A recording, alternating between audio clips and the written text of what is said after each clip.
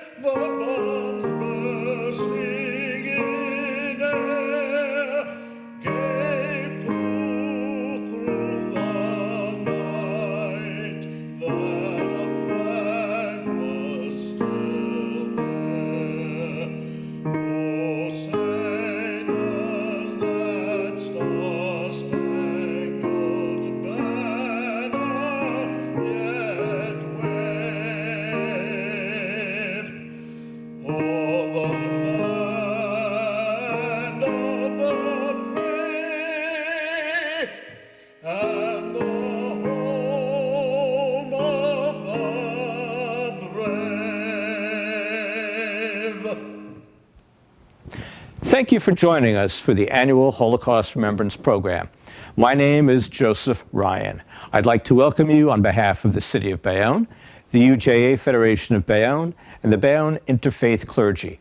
These three institutions have held this event together for more than 3 decades. At this time, I would like to recognize the lay leadership of the Jewish community of Bayonne. They are Arnie Wendroff, President of the UJA Federation of Bayonne, Ilona Rosenberg, President of the Bayonne Jewish Community Center, and Dr. Ellen Goldberg, Executive Director of the Jewish Community Center and the UJA Federation of Bayonne.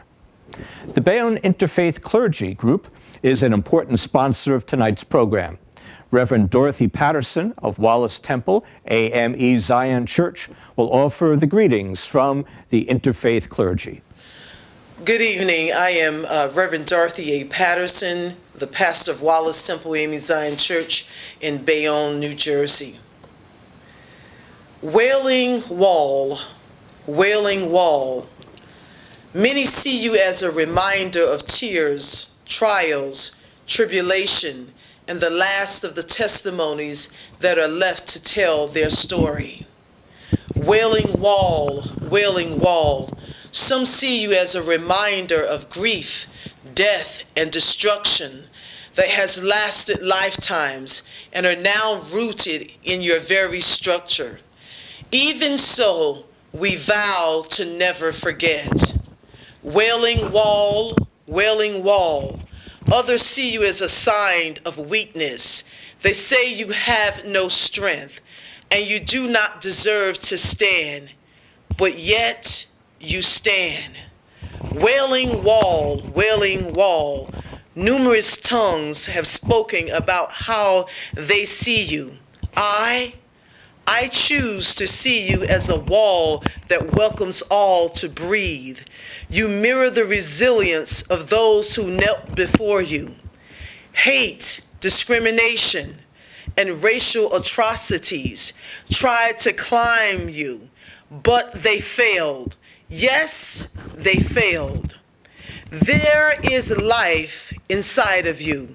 Justice, peace, and love have climbed you and now is a part of you. Wailing wall, wailing wall. Amen. Thank you, Reverend Dorothy.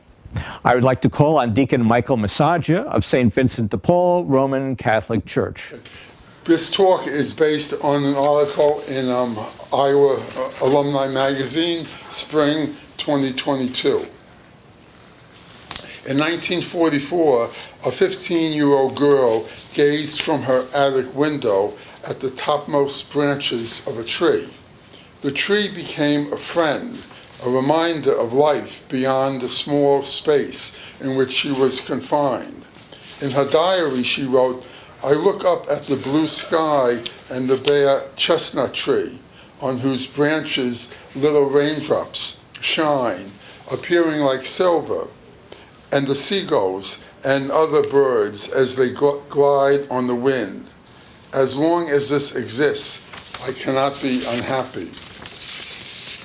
Those words represent the hope that made their author, Anne Frank, one of the major figures of World War II and a symbol of optimism in the face of unthinkable darkness. She died a year after the diary entry at Bergen-Belsen concentration camp in the final hours of World War II. The chestnut tree that Frank wrote about lived on, and the Anne Frank House Museum in Amsterdam has since sent its saplings around the world.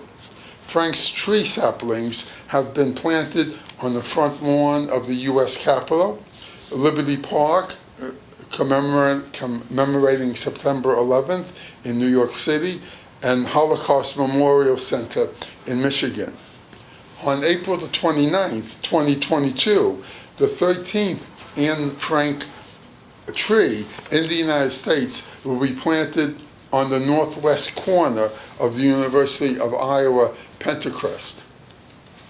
Of the Frank tree, the University of Iowa arborist Andy Dahl says, "To be a recipient of this tree, a piece of the very tree that Anne saw and wrote about, is an incredible honor for the University of Iowa. We look forward to being stewards of this tree, which Anne Frank saw as a symbol of hope and freedom." Thank you, Deacon Michael. Next, I would like to introduce Sister Agnes Martinez of the Church of Jesus Christ of the Latter-day Saints. O God of Israel, we remember the countless number of our people who have suffered unspeakable agonies and death. Some were silent, murdered. Some are still remembered by friends and loved ones.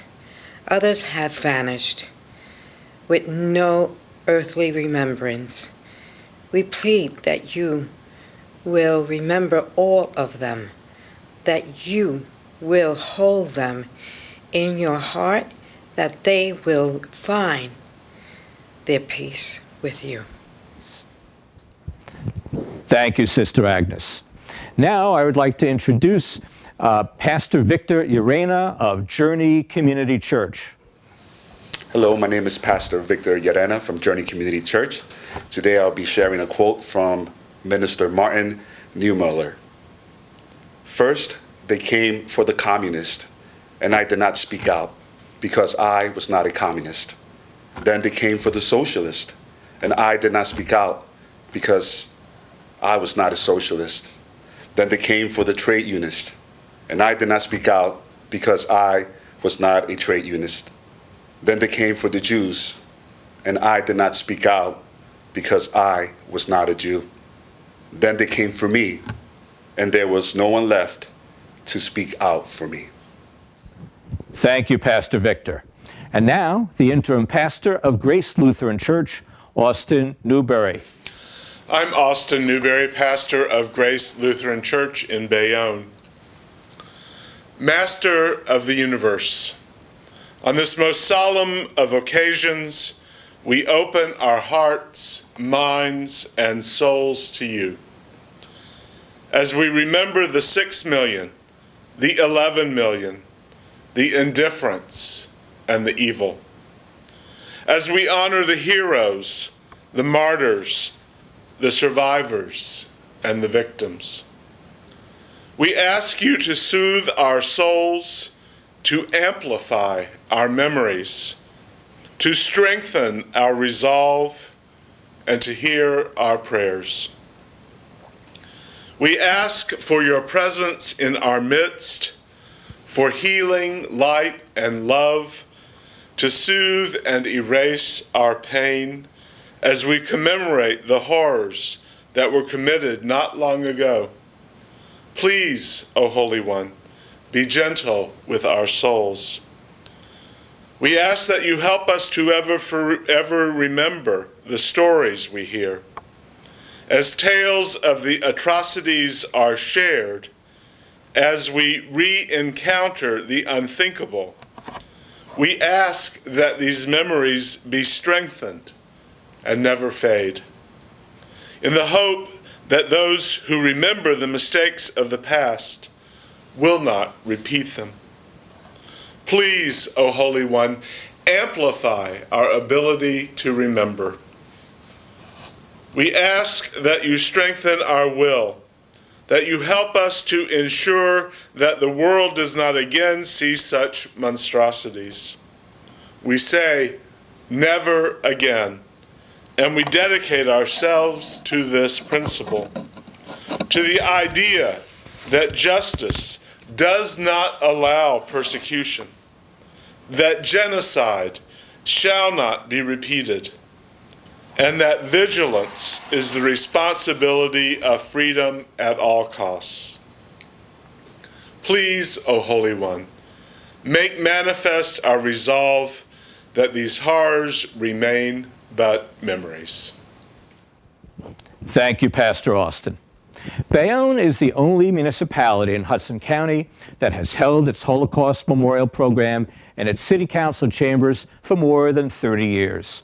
This tradition has continued since the administration of Mayor Dennis P. Collins. Due to the coronavirus, the 2022 program is coming to you pre-recorded from the Ben TV studio at Bayonne High School. We would like to give special thanks to Superintendent of Schools, John Neese, the Director of Fine and Performing Arts, Tim Craig, and Studio Manager Pete Hastings. It is an honor to introduce the honorary chairman of the program, Mayor Jimmy Davis. The City of Bayonne is honored to co-sponsor this event again in 2022. We would like to thank the Board of Education and Ben TV for producing this year's program. We look forward to hosting it again at City Hall in the years ahead. We all must learn from the Holocaust to guard against hatred, bigotry, and genocide. This year's featured speaker, Maud Dame, is one of New Jersey's greatest advocates of Holocaust education. She has a gripping story to tell about how she survived the Holocaust as a hidden child in the Netherlands. I would like to thank the Holocaust Memorial Committee and the Bayonne UGA for providing Maud Dame this opportunity to tell her personal history to the people of Bayonne. We are very proud that she is a resident of New Jersey. On behalf of the City of Bayonne, I would like to present a proclamation declaring Wednesday, April 27, 2022, Holocaust Remembrance Day in the City of Bayonne. Let us all continue to work against hatred, bigotry, and genocide. Let us work with each other to respect and accept all people, regardless of race, color, national origin, religion, gender, or orientation. Thank you very much. Thank you, Mayor Davis. I would like to introduce the man who sponsored the start of Holocaust education in New Jersey, former Governor Jim McGreevey.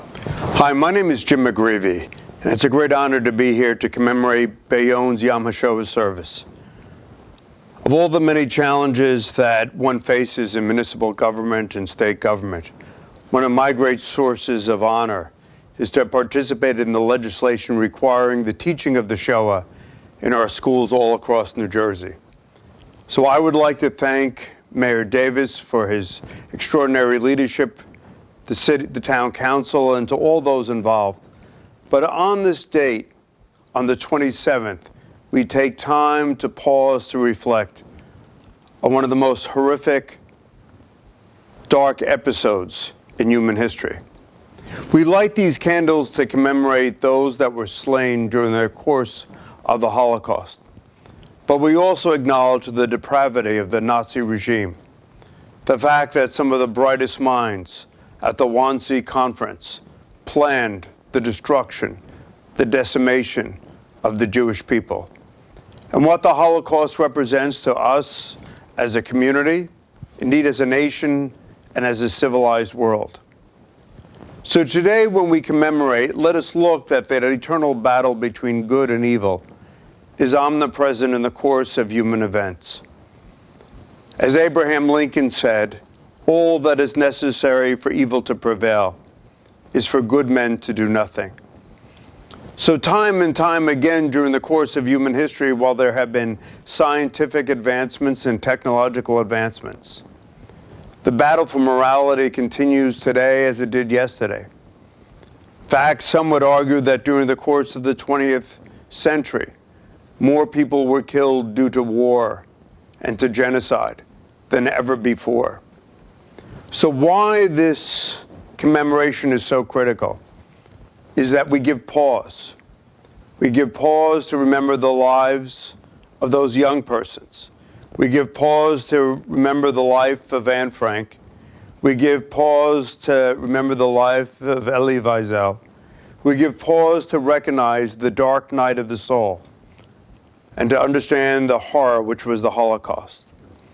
But we also recognize those few who stood up, whether the ranks of the righteous Gentiles or those who stood up, whether in the Warsaw Ghetto, whether in the resistance, or all across Europe, in a time of great personal sacrifice.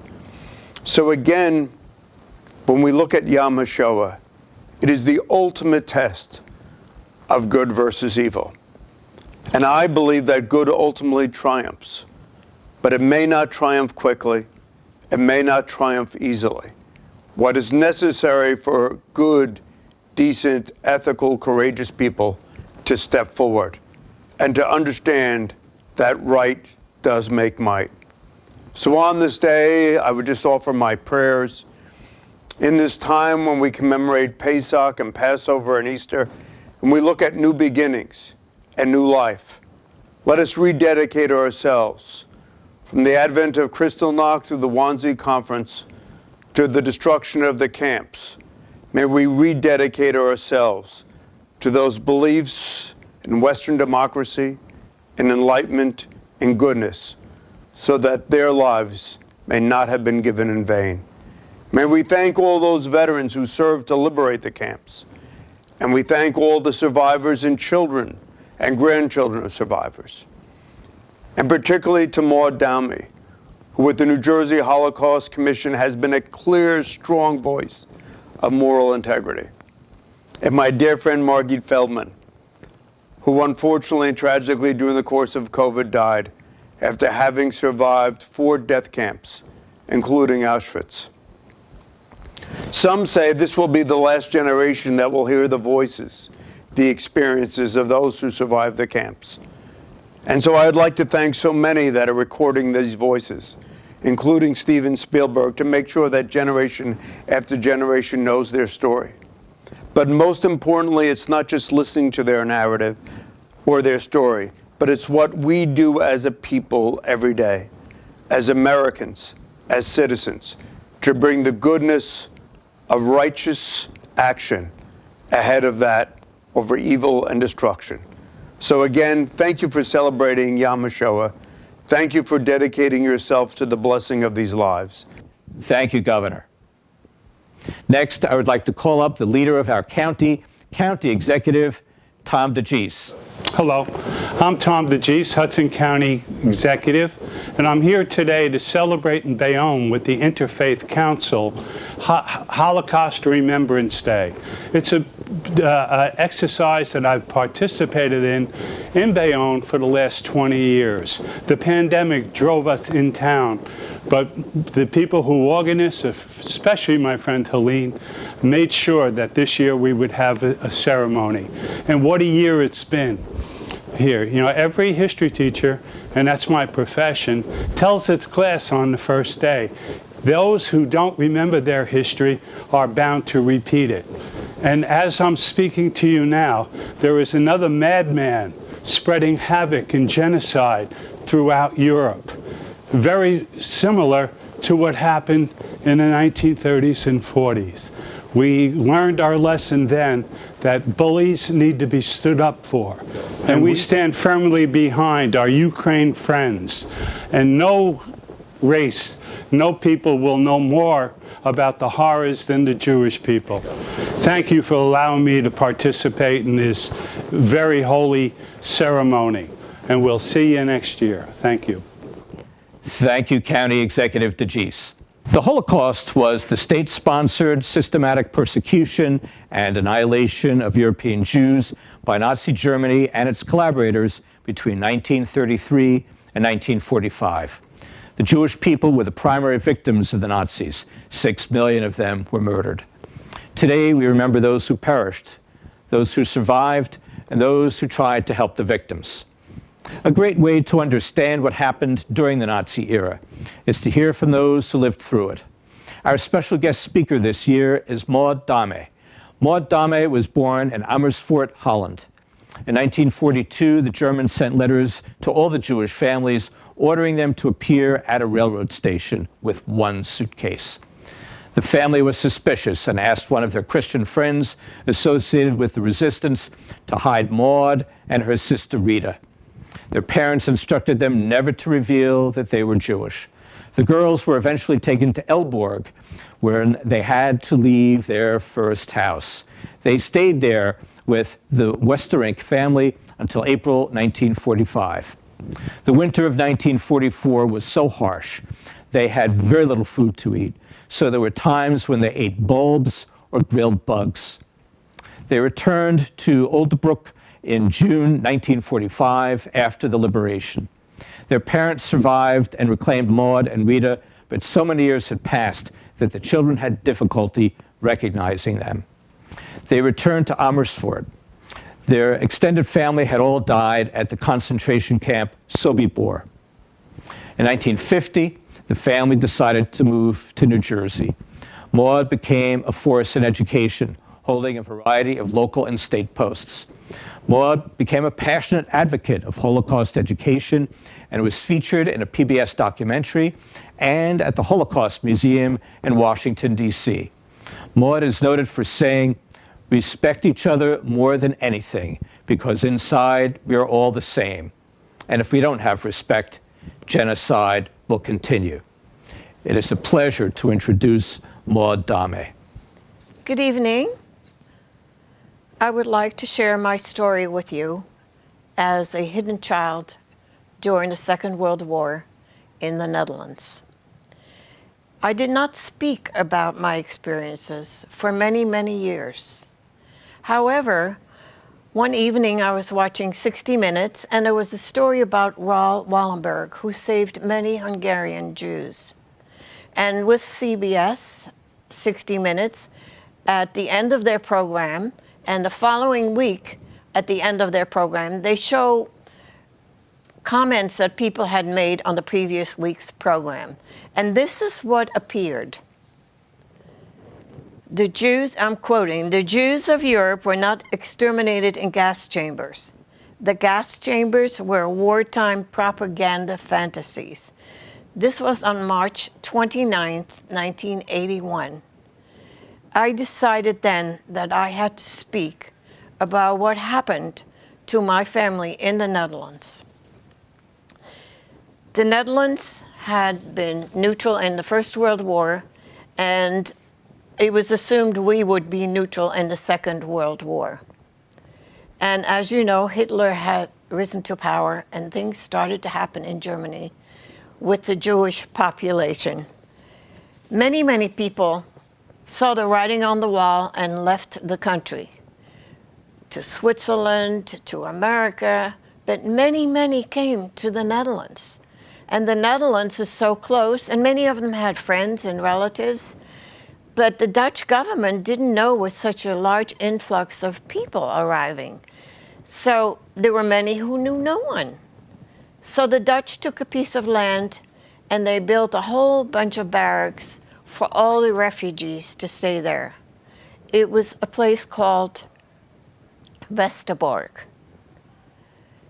While this was happening, we were living in a town called Amersfoort in the middle of the Netherlands, and I lived there with my father, my mother, and my little sister, who was 2 years younger. And my mother had originally come from Germany, not because of the war that was imminent, but she came because she met my father at a party, and they fell in love, they got married. She became a Dutch citizen, and we were living in my hometown of Amersfoort. My father worked for his father. My Dutch grandfather had a restaurant at the train station, and he also had various kiosks at the different train stations in the Netherlands. Now, kiosk is not like a kiosk here. A kiosk in the Netherlands is more like a newspaper stand where they sold cigars, cigarettes, candy, newspapers. We lived a very idyllic life. And as you know, Hitler had risen to power in Germany and things were happening there. And we woke up on May 1940 and we were invaded by the German army. Everyone, like in the middle of the night, people heard airplanes coming over real low and soldiers parachuting down, tanks and trucks moving into the various checkpoints at the border. Hitler invaded the Netherlands, Luxembourg, and Belgium, all 3 countries. Of course, we were totally unprepared for this. The Dutch armed forces put up a valiant fight. Hitler did not expect this. So 5 days after the invasion, Hitler came in and bombed our biggest port city of Rotterdam, and said to the Dutch, if you do not surrender now, I am going to bomb every city in the Netherlands. We surrendered. The Queen, we are a monarchy, Queen Wilhelmina left the country with her cabinet to set up a government of exile in England. And this is when it started for the Jews of the Netherlands. I started, this is 1940, and first it was pretty quiet, but quickly things started to happen. I had just started kindergarten. This was in the summer of 1941, and I was so excited, and I loved my teacher. Her name was Eva Schnell, and she also had escaped from Germany and was now teaching in my public school. But more and more regulations started to come out. Hitler had put someone by the name of Dr. Arthur Seyss-Inquart now in charge of the Netherlands. And how kind they were in the beginning, that did not last long. More and more regulations came out directed towards just the Jewish population, but we were Dutch citizens like everyone else. My mother could not go to the local stores. We didn't have supermarkets. But these are the days Jewish housewives may go shopping, and these are the hours they may go. It became very, very difficult. Anyone who was Jewish and worked for the government in any capacity or in the municipality or the township or the city, if you were Jewish, You were fired. How did they know you were Jewish? Well, one of the first announcements that were made by Dr. Seith inquired, everyone who is Jewish had to register. Your name, your address, the children, etc., where you work. And they had all these lists. So now they knew who was Jewish and who was not. So everyone was fired. Then they came to the schools. Jewish teachers were fired. Principals, superintendents, anyone who was Jewish was without a job. So you can imagine how difficult life became. And it was in the spring of 1942. By the way, I had to leave school too, because no Jewish child can attend public school.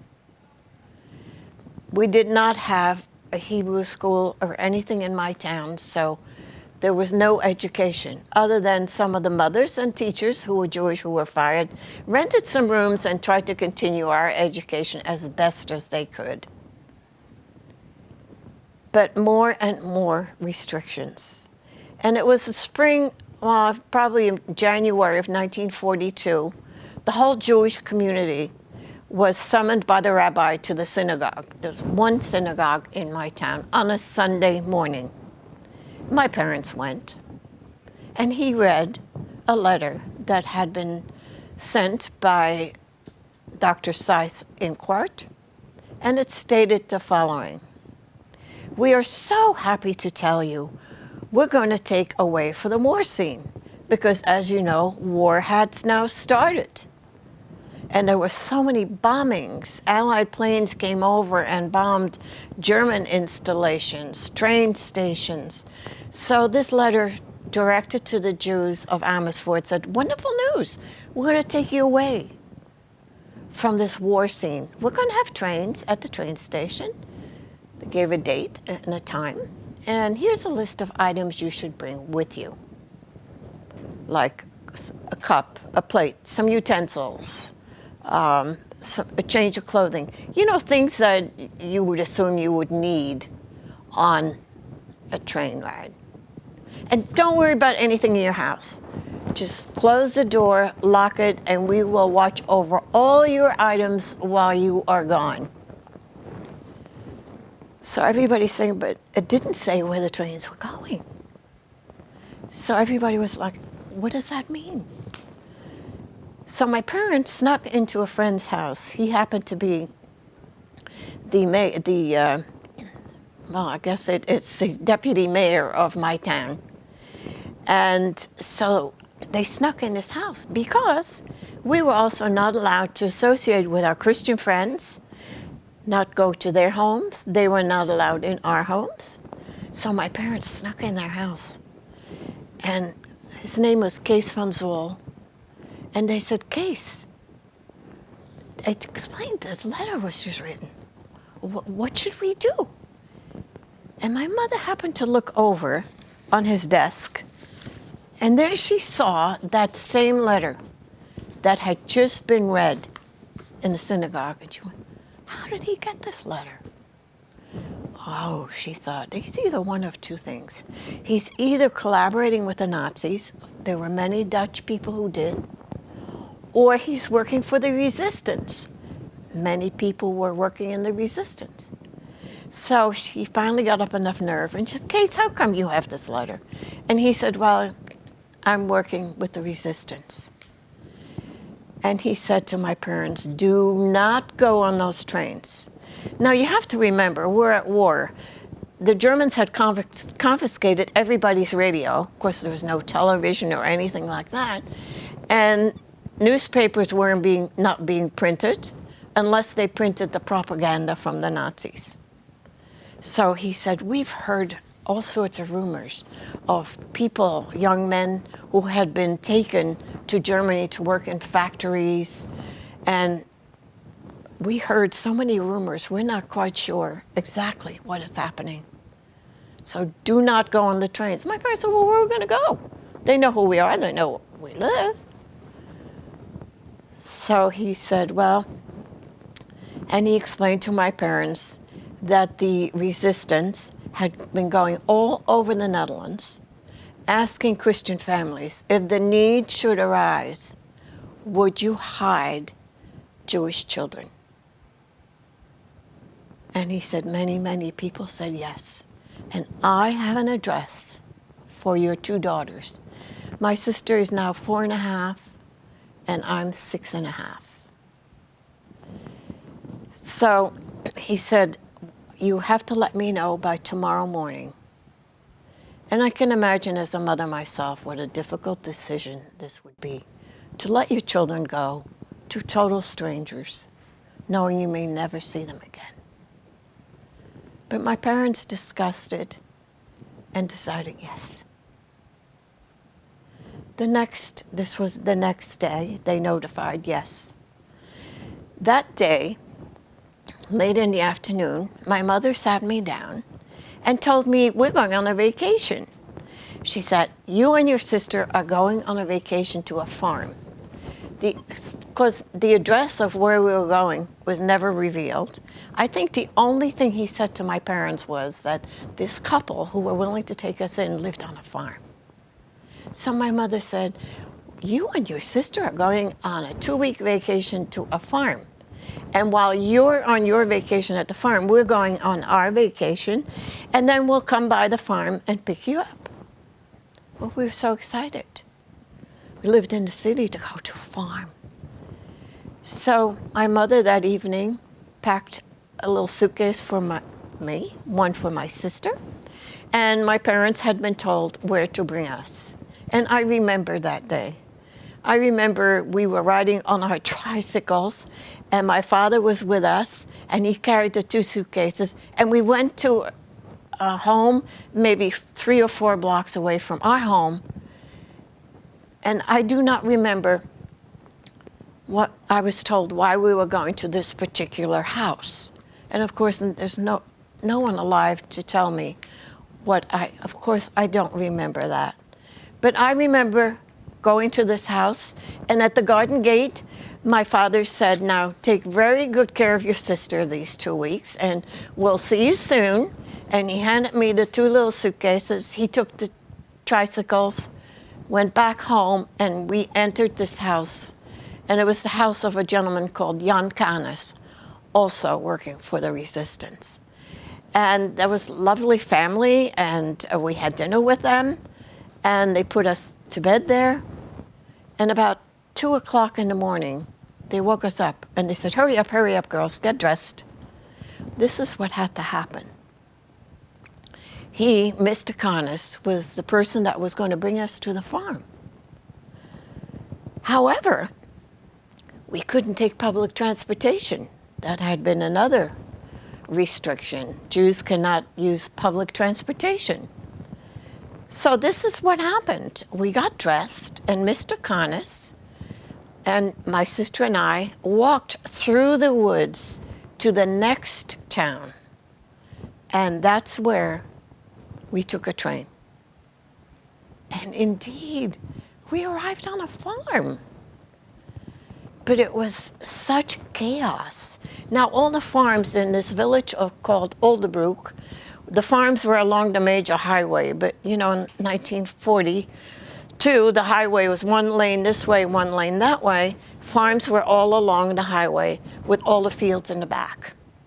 And there was nothing but German trucks and tanks moving on this highway. And German soldiers were walking all over the farm, and they had set up huge guns and were shooting at the Allied planes that were coming over on their bombing runs. So it was bedlam. So all I remember is Mr. Canis left, and this couple, who had no children, were in their 60s, but this whole area, there were very poor farmers, deeply religious evangelists.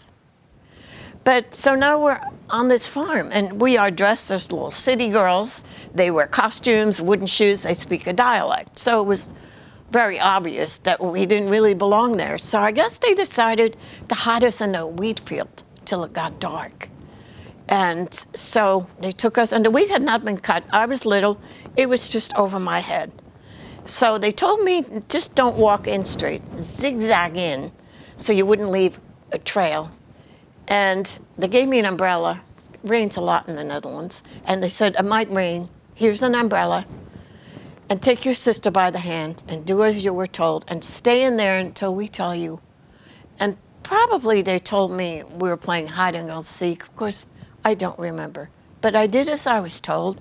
We're in the wheat field, and it started to rain. So I opened the umbrella. But of course, I had to put it over the wheat. And you can now see an umbrella for about 20 miles because it's very flat there. And my sister was crying because she wanted her mommy. So I guess they decided this was not a good hiding place. So they took us out and brought us in the farmhouse. And that very first evening, a couple of relatives came over, and I felt I was such a grown-up because we were talking with them, I remember. And I remember telling them how old I am and that I had started kindergarten. And I have learned how to spell my name, and first and last name. I can even write it. And I am so grown up because I wear a yellow star. Oh, I'm not wearing it. What had happened that in the spring of 1941, in 1942, I'm sorry, everyone who was 6 years old and older had to wear the yellow star. And inside it said Jood, which is the Dutch word for Jew. It's Jood. I was so excited because I had just turned 6 years old. And I'm going to be, how would I know what it meant? I was going to be like a grown-up and wear a star. My sister, my mother was so happy she didn't have to wear a star. But she wanted one too, so she did the usual temper tantrums, and my mother sewed a star on her jacket. And my mother had to buy these stars in a big sheet of material. They were all stamped on there, and she had to cut them out and sew them on our clothing, and she had to pay 1 guilder for each star. So now I'm at this farm, and I'm telling them how big I am because I wore a star, and I don't know what else was said. I don't remember. And I remember the people, the company, there weren't maybe 2 or 3 people left.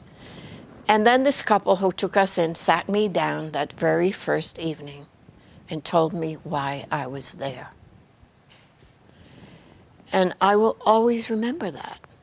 And they said, we're going to tell you something that you must remember.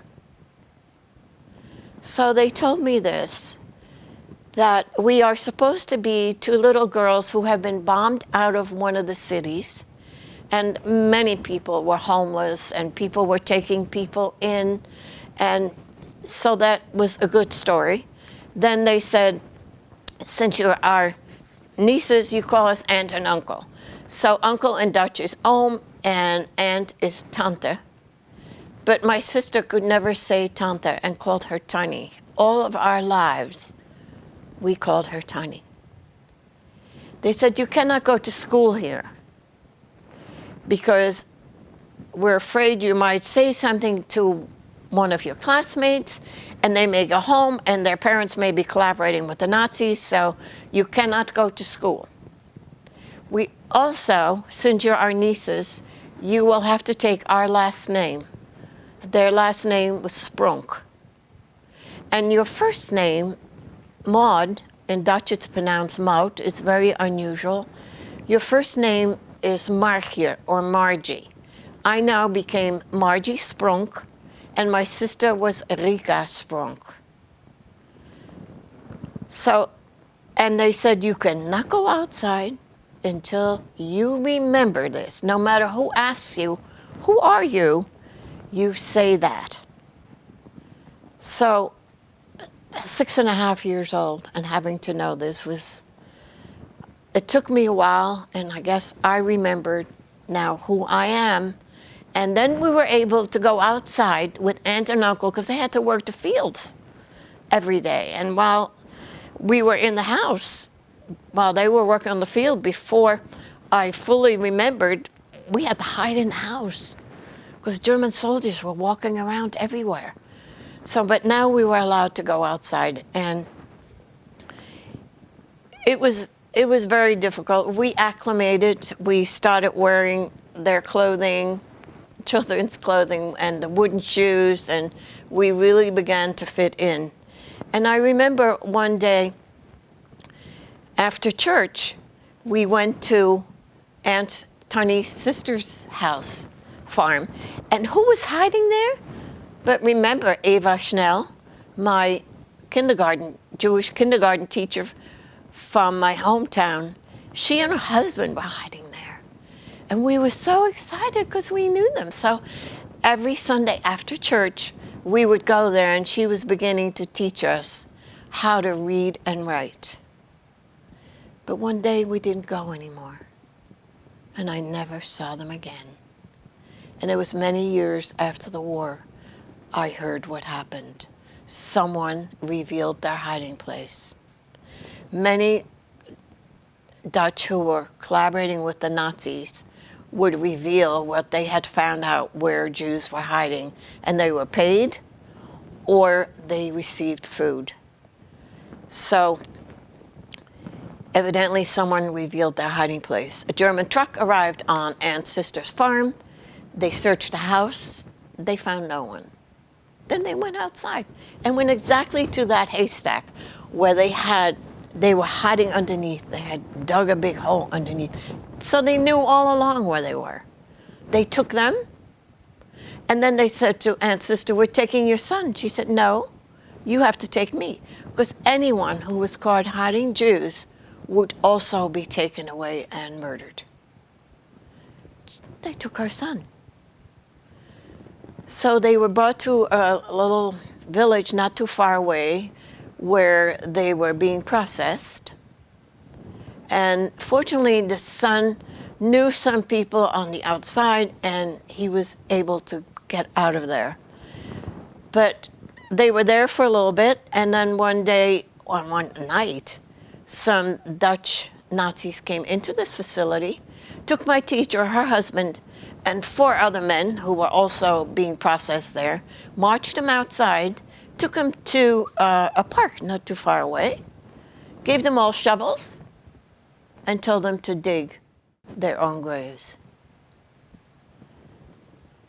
My teacher that I heard through stood there and said, "No, we're supposed to go to Westerbork." Remember that place I talked about where the Dutch government housed so many German Jewish refugees? And they shot her, and they shot all 6. Covered it up. And of course, the Nazis kept very accurate records. Where are these people? They're missing 6 people.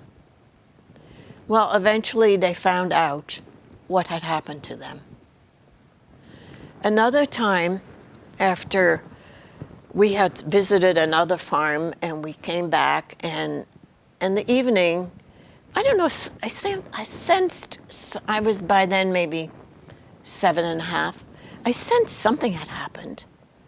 And I asked too many questions, I guess, and Uncle took me outside at dusk and looked around. There were no German soldiers walking around. And he took me to one of the barns. And that barn, we stored all our firewood because there was no gas, no electric. We had no running water. So all the wood was stored there. And also living with us on the farm was Aunt's brother, who was a wooden shoemaker. So there were a lot of the wood, waste wood that he had was also all there. And it was like the barn and had an extra roof extending, and it was all open. And underneath this roof was all the wood. And Uncle looked around, didn't see any soldiers. He walked in on the wood. He cleared away some of the wood, and I saw there was a trap door. And he opened the trap door, and I looked in, and there was a young Jewish boy hiding there. I didn't know who he was. I presumed he was Jewish. He was maybe 17 at the time. I had no idea. So Uncle introduced, we went down a few steps they had made into this hole. He had some straw mattresses and some candles. And so I met him, And then Uncle and I left again, went up, and nobody was around. Put the trapdoor back down, covered it with the wood. And when we came into the farmhouse, he told me that it was going to be my job to bring him something to eat once a day. But be very careful that nobody sees you.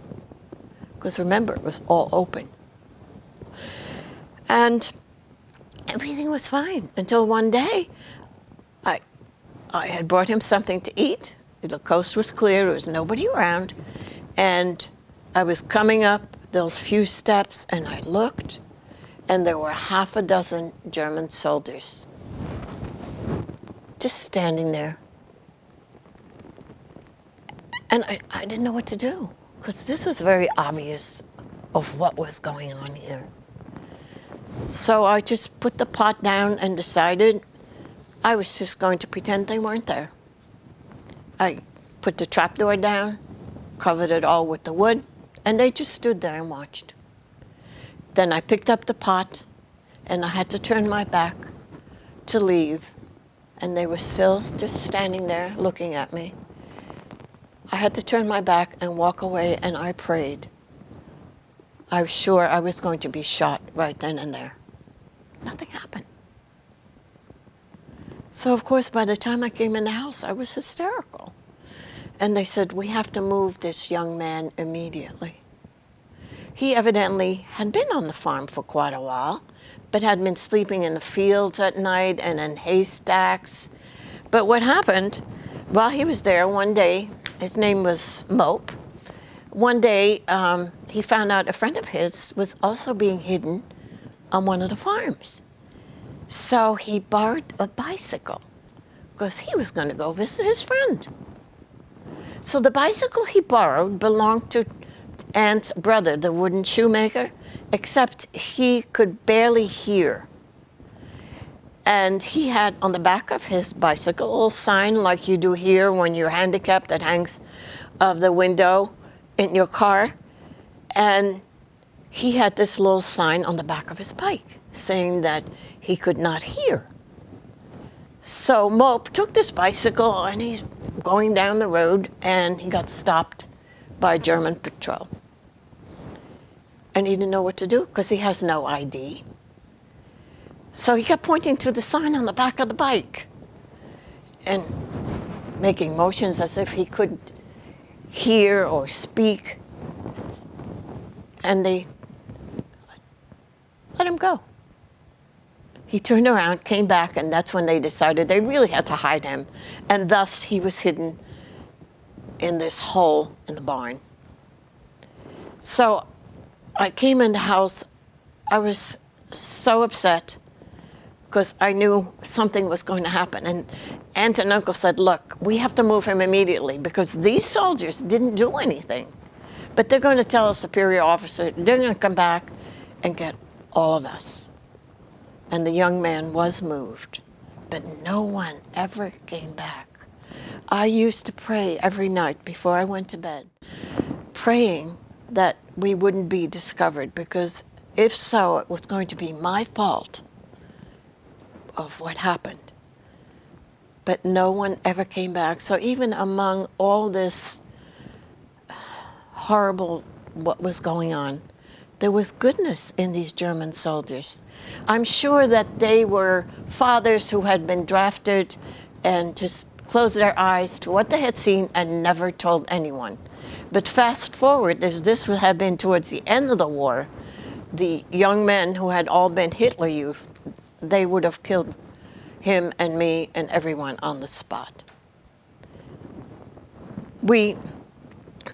So many things were happening, and one evening, the whole village got together because the German soldiers used to come and say, oh, that pig, we're going to take that. We used to milk the cows and put the milk at the street to be taken to be pasteurized and got back empty containers because they confiscated all the fruit. Being on a farm, we were able to have some food here and there. And I remember people from the cities came from far and wide begging for food. And even sometimes in the middle of the night in the winter, in the morning, I'd go outside and I find someone frozen to death didn't even know they were there. So it was very, very, very difficult. I remember one evening, aunt, uncle, and my sister and I had gone out to visit some relatives, and we came back, and uncle was taking off his jacket. He went like this, and he fell down at my feet. He died. He had a heart attack. And it was very, very sad for all of us to have to experience this. He died January 20th, 1944. He was buried January 24th on my birthday. So the resistance said, we have to take the girls. You cannot and now that you're by yourself, you can't run the farm. A nephew was coming in with his family to now run the farm, but she had the right to remain there. So she said, no, I'm keeping the girls. And if their parents return, I'll return them to their parents. If not, I will raise them as my own. So we stayed.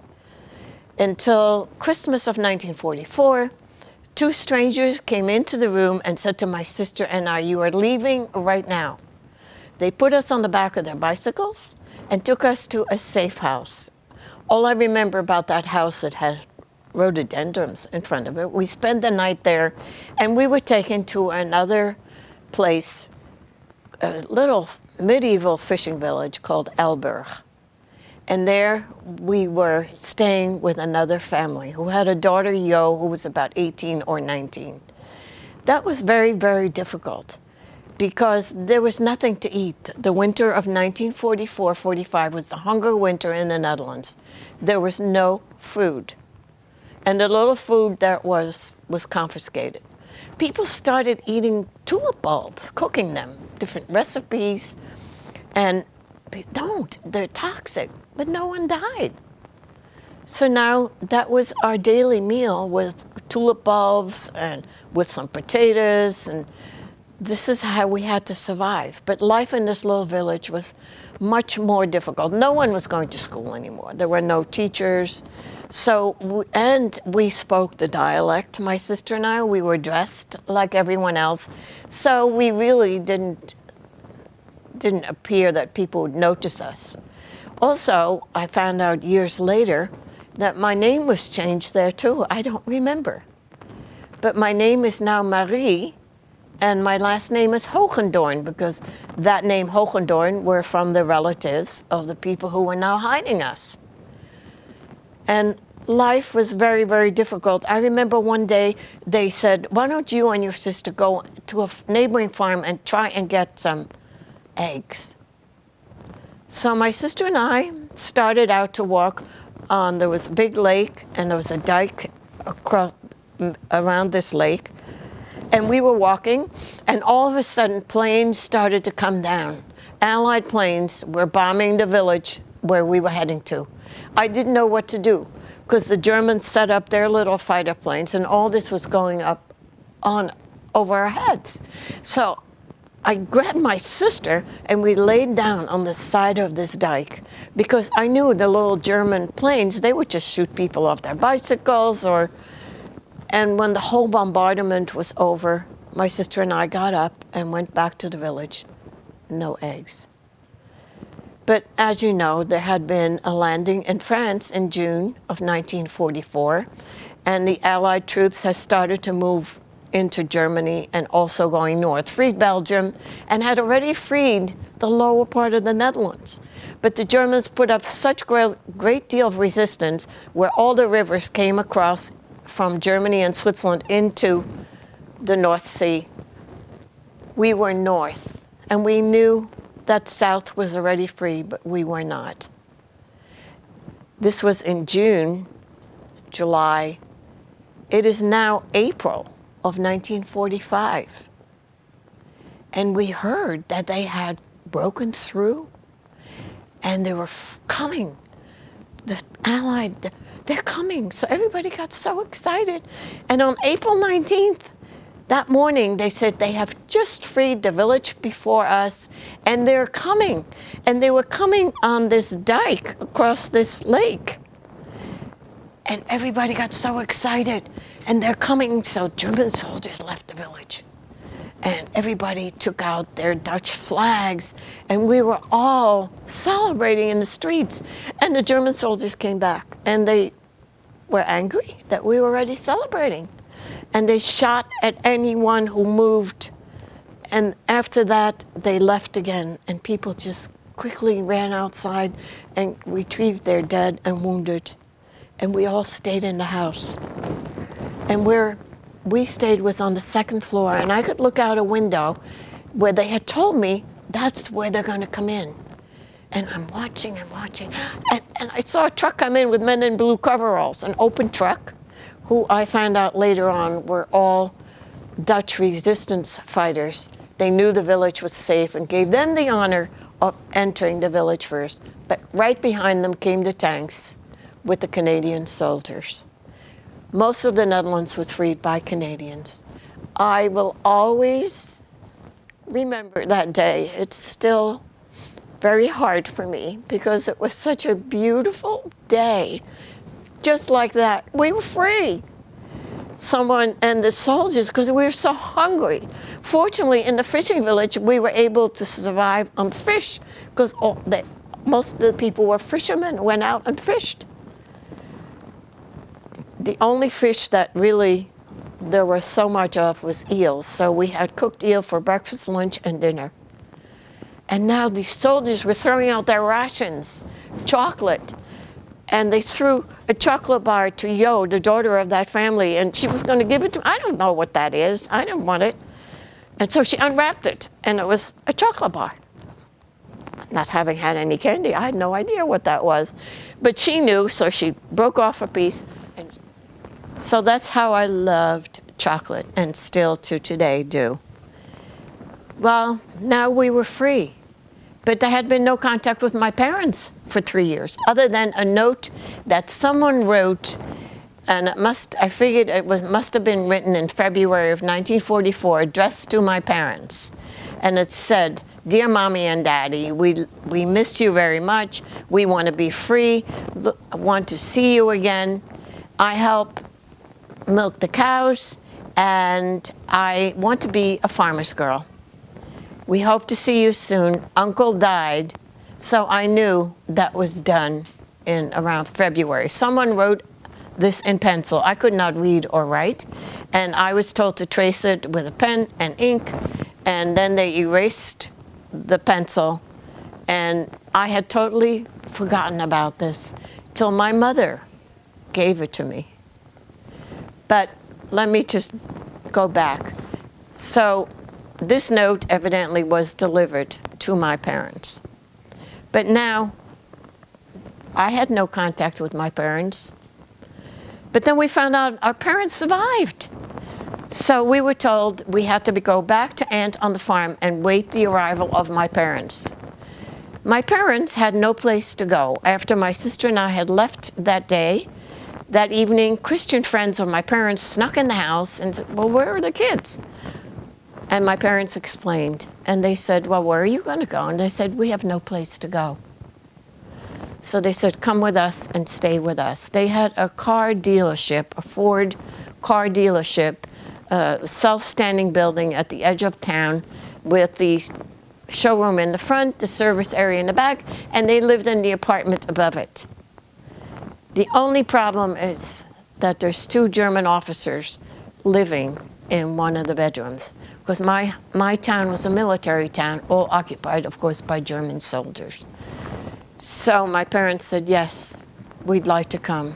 They packed a few things, left the house, locked the door, and walked over to their friends. And my parents lived in their attic for 3 years. My dad could never go outside because, number one, there was no young man walking on the street anymore. They were all taken to factories, to work in Germany in factories. My mother used to dress as a nurse, and she would listen because, remember, she originally came from Germany. She could also understand German and would listen to soldiers talking while she was on the road walking, and they tried to flirt with her, and she tried to find out all sorts of information, and she would then end up walking to one of the resistance places and share with them what she had heard. So it was a very, very difficult time for my parents. So now we were back on the farm waiting for my parents. And I remember that day. It was the room where we had the pump because there was no running water. We had the pump there. There was a door to the outside and a door from the inside. And I remember standing in the inside door into this building with my sister and I behind Aunt, hiding, because there was this strange man and woman standing in the other doorway. I did not know who they were. And Aunt said, gave me a shove, shake your parents' hands. And I went, shook their hands, and hid again. So obviously, my sister and I didn't recognize them. So they stayed for a little bit on the farm with us, and so we could get used to them. And then I said, okay, I'm now 9.5 years old. I said, okay, we'll go home with you, but if we don't like you, we're coming back and staying with Aunt. But we went back to our hometown, and our home was gone. It had been bombed, and we moved into my Dutch grandparents' home. And it was terrible. There was no wood and no furniture. The Germans took all the furniture in all the houses that had been abandoned by Jews, shipped it all to Germany, and then people came in during the winter, they needed firewood, and they would take all the wood out of the homes. So we had absolutely nothing but the clothes on our backs, and we had to start life all over again. My parents said, where's the rest of our family? I remember the day my mother received a letter from the Dutch Red Cross telling her they had all perished. My Dutch grandfather, my German grandparents, who had also come to the Netherlands thinking it was safe. My mother was an only child. My father's sister, her husband, and my 3 little cousins who were our age all perished in a death camp called Sobibor in Poland, where you did not survive the day. And what had happened during the war was that place that the Dutch had built with Westerbork, with all the barracks, that was now used as a transit camp. They put a fence around it when we were invaded by the Germans, and then they were bringing people from all over the Netherlands to that place and another place called Vught in the south of the Netherlands. And trains would go from there to the concentration camps. All of my family, except my Dutch grandmother, were all murdered in Sobibor. My Dutch grandmother had been in the hospital. And when my grandfather got the call to come to the train station with his wife, he explained his wife was in the hospital. And he asked if he could hire an ambulance to bring her. So they said yes. So they went into Amsterdam, and there, of course, it was like a ghetto. It wasn't closed off, but it was a Jewish quarter. She died there. And all the rest of my family members who were there were all taken from there to the train station and were put on the train station, which was now very close to Westerbork. And the trains went to Sobibor and to Auschwitz. The day my grandfather arrived at the train station, at Westerbork, the day he arrived at Westerbork, he was immediately put on a train because they needed more people. The end result was there were 140,000 Jews living in the Netherlands. 107 were deported. In the Netherlands, 75% of the Jewish population perished, the highest number of any country in Western Europe. It was very difficult for my parents to learn the fate of our family. They were all gone.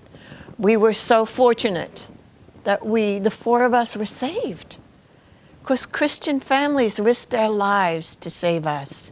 And I think it's so important today of what's happening in the world, of how we really have to care for each other. All these were only because of ethnic and religious differences and not accepting each other. And I'm hoping that our students will remember this. Here I am married, I have 4 children, I have 7 grandchildren and 1 great-granddaughter. If these people hadn't saved us and hid us and cared for us, I wouldn't. Well, in the Netherlands, were 140,000 Jews. 107,000 were deported. 5,200 survived, which is 5%. 33,000 left the country. 24,000 Jews went into hiding, and 16,000 among my family, my immediate family, were not discovered and survived. The Netherlands, it was the highest number, 75% of the Jewish population in the Netherlands perished during the Second World War. And I hope you will remember, I'm here because people cared and risked their lives. There were so many good Dutch people who were willing to risk their lives working for the resistance or hiding Jews. And I'm forever grateful to all who've helped us to survive. It was difficult after the war, but we adjusted. And I want you to remember, all these wars are over ethnic and religious differences, not respecting each other. Please respect each other. It shouldn't matter if the person speaks with an accent or has blue eyes or green eyes or yellow hair or purple hair. We're all human beings. Inside, we're all the same. So just remember, respect each other and care for each other. How people cared for all the Jews who were hidden in the Netherlands. Thank you. We would like to thank Maud Dame for telling us her story and reminding us of the lessons of history. The MC for the second part of the program will be my fellow co-chair of the committee, Helene Kessel-Nagar. Helene? Thank you, Joe. Each year in the program at this time, we have a candle lighting ceremony as a memorial to those who perished in the Holocaust. 6 candles will be lit. Various members of the community will participate. The first candle will be lit by Maud Dame, our keynote speaker.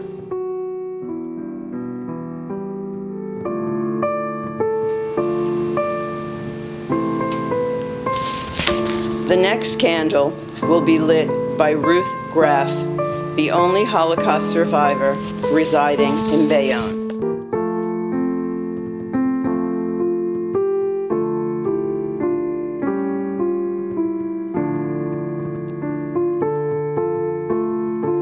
The next candle will be lit by Barry Jones, representing American veterans.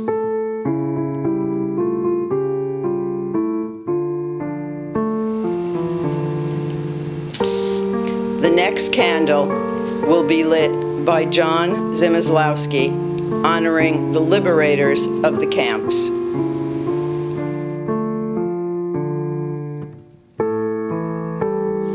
The next candle will be lit by former New Jersey Governor Jim McGreevey, who wrote and sponsored the legislation that mandated the inclusion of Holocaust education in the public schools and created the permanent New Jersey Commission on Holocaust Education.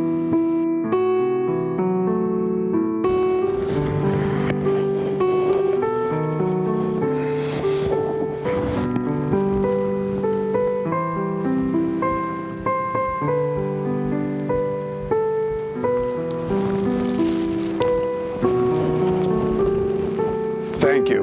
in their name. The sixth and last candle will be lit by our county exec, Tom DeGeese, honoring the righteous Gentiles.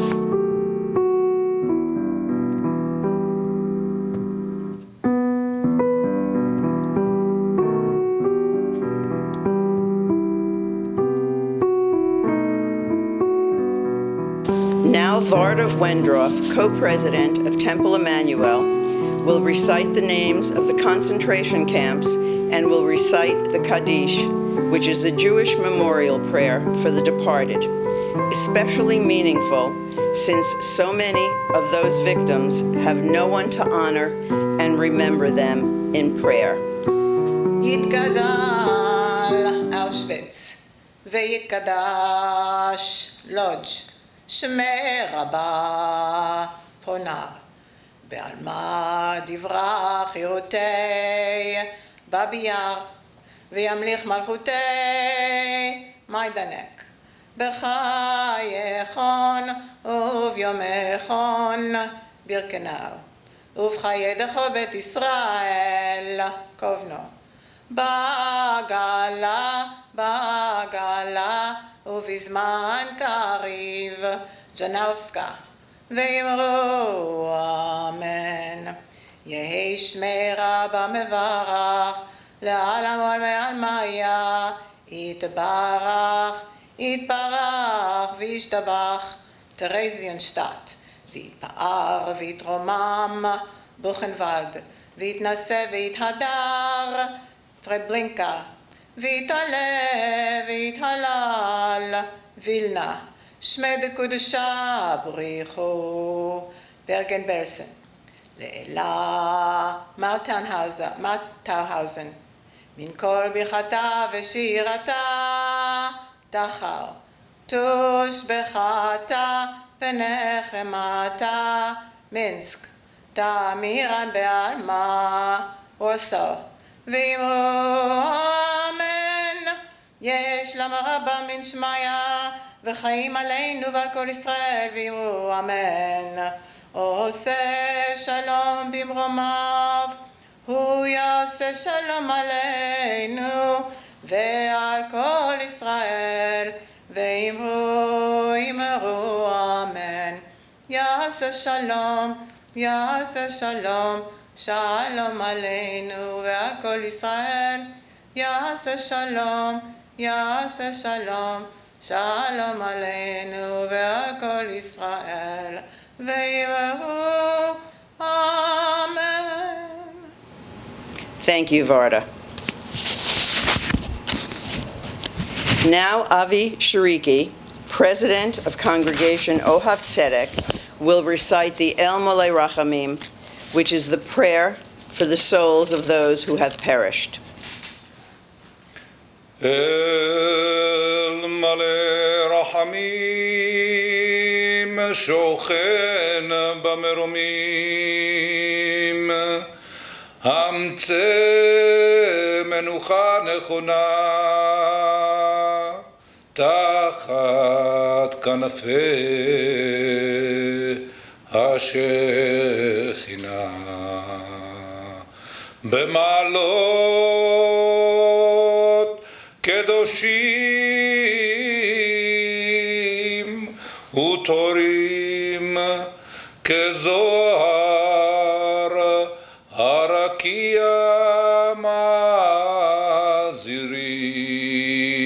מזהירים את נשמות 6 מיליון אחינו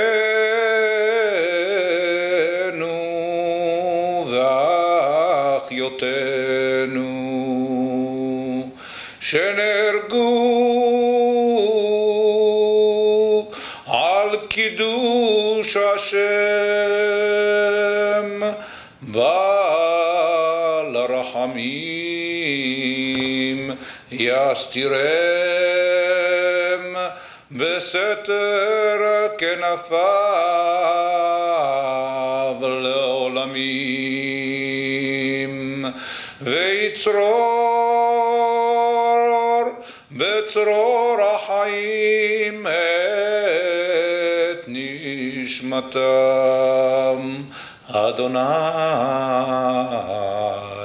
הוא נחלתם, וינוחו בשלום על משכבותם, ונאמר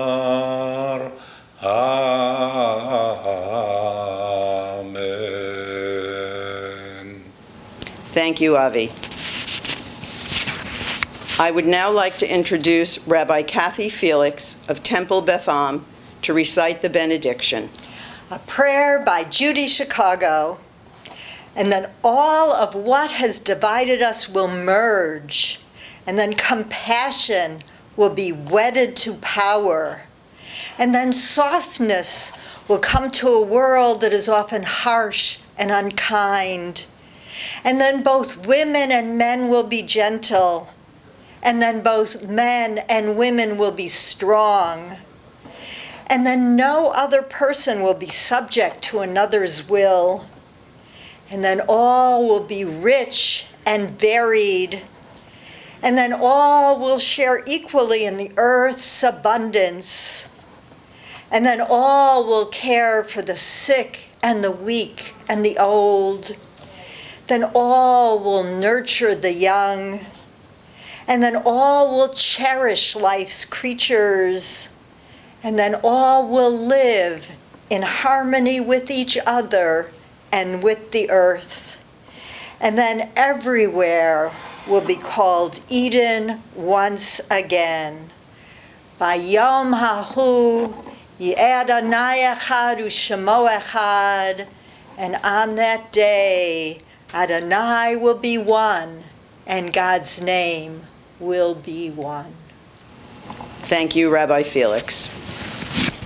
This concludes our 2022 Holocaust Remembrance Program. Thank you to all our participants who made this program possible, and to everyone watching from home. Thank you and good night.